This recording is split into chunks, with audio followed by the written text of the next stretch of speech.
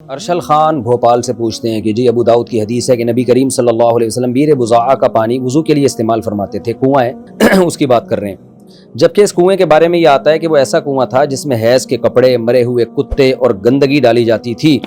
پھر تو اس کا پانی ناپاک ہوا، تو نبی صلی اللہ علیہ وسلم نے اس کے پانی کو کیوں پاک قرار دیا؟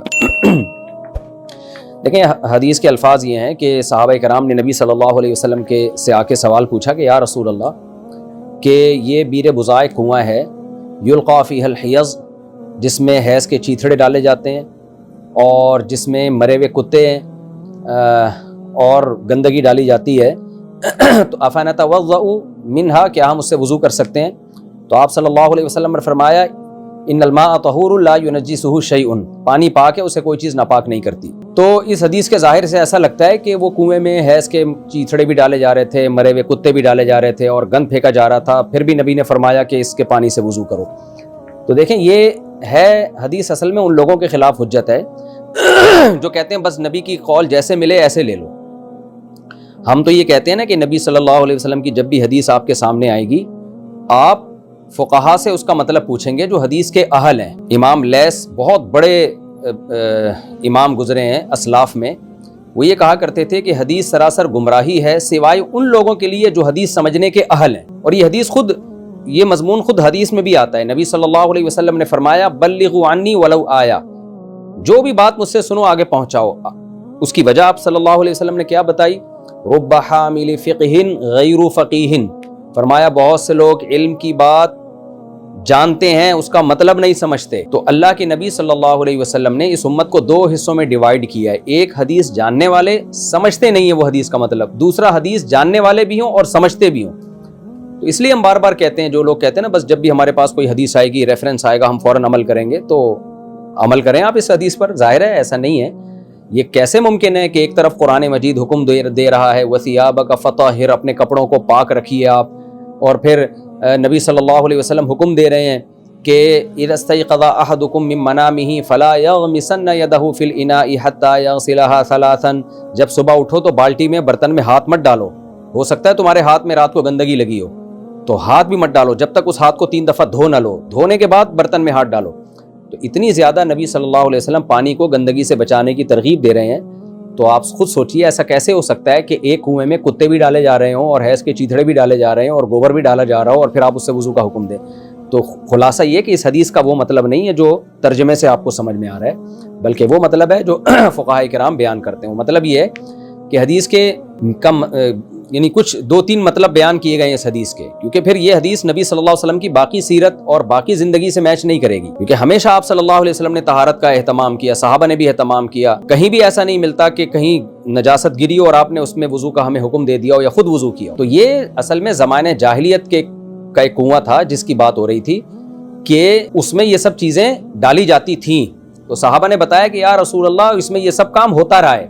تو آپ صلی اللہ علیہ وسلم نے فرمایا ان الماء طہور، یہ ماضی میں کام ہوا ہے نا، اب نہیں ہوا، پانی پاک ہے، لا ینجسہ شیء، فی الحال اسے کوئی چیز نجس نہیں کر رہی ہے، تو ماضی کو چھوڑو، کیونکہ جب کنویں میں کوئی چیز گرتی ہے، اور مٹی ایک ایسی چیز ہے نا جو خود ایک مطہر ہے، اس کے رنگ، بو، ذائقہ سب کچھ چینج ہو چکا ہوتا ہے، طویل عرصے تک جب مٹی پڑی رہتی ہے اور کنویں سے پانی نکالا جاتا رہے تو جتنی بھی گندگی ہو وہ کچھ وقت کے بعد وہ پانی پاک صاف ہو جاتا ہے۔ تو ماضی کے میں یہ کام ہوتا رہا تھا، اس وقت نہیں ہو رہا تھا، اس لیے نبی نے فرمایا ان الماء طہور، پانی فی الحال پاک ہے بھائی، لا ینجسہ شیء، اسے کوئی چیز نجس نہیں کر رہی، فی الحال کوئی گندگی نہیں ہے اس کے اندر، تو اب ماضی میں کیا ہوتا رہا ہے اس بحث میں مت پڑو۔ ایک مطلب تو یہ ہے۔ دوسرا مفہوم اس کا یہ بیان کیا گیا ہے کہ عین ممکن ہے کہ یہ کنواں جاری ہو، جاری پانی ہو، اس میں جاری پانی گندگی سے اس وقت تک ناپاک نہیں ہوتا جب تک کہ اس میں اس کا رنگ بو ذائقہ چینج نہ ہو جائے، جیسے دریا کا پانی، اس میں کتے بھی مرے ہوئے ہوتے ہیں، اس میں لوگ گندگی بھی ڈال رہے ہوتے ہیں، لیکن پانی جب بہہ رہا ہوتا ہے تو ہمارے پاس جو پانی کا حصہ آ رہا ہوتا ہے اس میں اگر بو اور اسمیل اور گندگی نہیں نظر آ رہی تو ہم اس کو پاک سمجھیں گے۔ تو یہ ہو سکتا ہے جاری کنواں ہو، لیکن کنویں کا جاری ہونا بہت یعنی متبادر نہیں ہے، زیادہ راجح بات یہی ہے کہ ماضی میں یہ سب کام ہوا کرتا تھا اس میں، جس کو صحابہ نے بیان کیا، اور نبی صلی اللہ علیہ وسلم نے حال کی بات کی ہے کہ فی الحال ایسا اس میں کچھ بھی نہیں ہے، تو یہ نہ دیکھو کہ ماضی میں کیا ہوتا رہا ہے۔ اور حدیث کے الفاظ سے اس کا اشارہ بھی ملتا ہے، آپ نے فرمایا ان الماء طہور، پانی پاک ہے، لا ینجسہ شیء،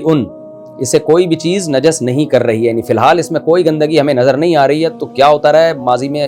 اس بحث میں مت پڑو۔ اور بھی مفہوم اس حدیث کے بیان کیے گئے، لیکن بہرحال اس حدیث کا یہ مطلب ہرگز نہیں ہے کہ کنویں میں کتے بھی ڈالے جا رہے ہوں اور پھر چیتھڑے بھی ڈالے جا رہے ہوں حیض کے اور گندگی بھی، اور پھر آپ اسی سے وضو کریں، کیونکہ پھر دوسری حدیثیں جس میں آتا ہے کہ نبی صلی اللہ علیہ وسلم نے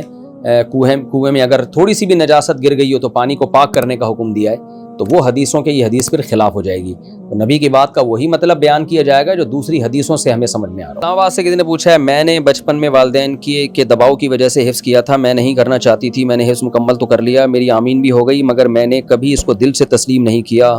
استغفر اللہ، آپ نے قرآن کو دل سے تسلیم نہیں کیا، آپ کو اللہ نے حفظ کی نعمت دی،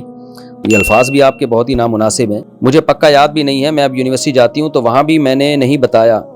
تو کیا مجھے اس کا گناہ تو نہیں ہوگا؟ میری شادی ہونے والی ہے، وہ مجھے حافظہ سمجھتے ہیں، کیا میں ان کو بتا دوں کہ مجھ کو ٹھیک طرح یاد نہیں ہے، یا میں ان کو کچھ نہ بتاؤں؟ آپ نے حفظ مکمل کر لیا، بے شک دباؤ میں آ کے کیا، لیکن ایک نعمت تو مل گئی نا۔ اب اس پہ یہ کہنا کہ ایسے الفاظ استعمال کرنا، میں نے کبھی اس کو دل سے تسلیم نہیں کیا، بہت غلط الفاظ ہیں یہ آپ کے۔ آپ یہ بولیں سستی کی وجہ سے مجھے یاد نہیں رہا، تو نعمت کی بہت بڑی ناقدری ہے یہ قرآن کے بارے میں یہ کہنا کہ میں نے حفظ تو کر لیا لیکن اب دل سے میں تسلیم نہیں کرتی اس کو، یا کیا ہی نہیں ہے کبھی بھی، یہ بہت غلط الفاظ ہیں۔ ایک طرح سے یہ یوں سمجھیں کہ کفریہ الفاظ ہی ہیں، تو آپ اس پہ توبہ استغفار کریں، اور آپ ہمیشہ یہ کہا کریں بھائی اللہ نے مجھے نعمت دی حفظ قرآن کی، بے شک گھر والوں کے دباؤ میں آ کے میں نے کیا، لیکن دباؤ میں آ کے ایک بڑی نعمت مجھے مل گئی، ہاں میری سستی ہے کہ اب مجھے یاد نہیں ہے، اس طرح کے یوں کہا کریں آپ کہ مجھے پراپر یاد نہیں ہے، یہ میری سستی ہے، اور اللہ سے میں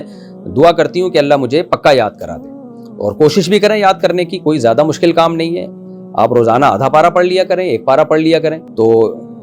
بہت بڑی نعمت ہے قرآن مجید کا یاد ہو جانا۔ ایک روایت میں آتا ہے کہ حافظ سے کہا جائے گا قیامت کے دن کہ جنت کے درجات میں چلتا چلا جا اور پڑھتا چلا جا، تو جہاں تک وہ پڑھتا رہے گا نا بلند ہوتا چلا جائے گا، تو اتنی زیادہ خوشخبریاں ہیں ان لوگوں کے لیے جن کو قرآن مجید یاد ہے، تو آپ اس نعمت کی ناقدری نہ کریں۔ باقی آپ قرآن بھول گئیں تو اس پہ انشاءاللہ گناہ نہیں ہوگا، لیکن ناقدری پہ گناہ ہوگا آپ کو، کہ اگر آپ کے دل میں یہ ہے نا کہ کیوں حفظ کیا میں نے، کیوں مجھے ماں باپ نے یاد، تو یہ بڑا خطرناک چیز ہے، اس کانسیپٹ کو کلیئر کرنے کی ضرورت ہے، نظریہ ٹھیک کرنے کی ضرورت ہے، تو ہمت کر کے یاد کر لیں دوبارہ، یاد نہیں ہوتا تو ویسے تلاوت کا معمول بنا لیں۔ تو باقی یہ کہ آپ کی شادی ہونے والی ہے، وہاں لوگوں کو ان کو حافظہ بتایا ہوا ہے، تو کیا ان کو بتا دوں کہ ٹھیک طرح یاد نہیں ہے؟ نہیں، یہ بتانے کی ضرورت نہیں ہے، حفظ کیا تو ہے نا آپ نے، بس کافی ہے۔ بعض دفعہ پکا حافظوں کو یاد ہوتا ہے، بعض دفعہ حافظوں کو یاد نہیں ہوتا۔ حافظوں کی دو قسمیں، ایک سچی مچی کے حافظ اور ایک رمضانی حافظ، تو وہ رمضان میں یاد ہوتا ہے ان کو، تو آپ کو بھی ظاہر ہے جب یاد کرنا چاہیں گی تو ہو جائے گا نا آسانی سے، تو اتنا حافظہ ہونا بھی کافی ہے، شادی کے لیے اتنا بھی حافظہ ہونا کافی ہے۔ اور میں آپ کو نصیحت کروں گا کہ یہ نعمت کی قدر کریں، آپ اس کو روزانہ قرآن مجید کو آدھا گھنٹہ 1 گھنٹہ لگا کے یاد کریں آپ۔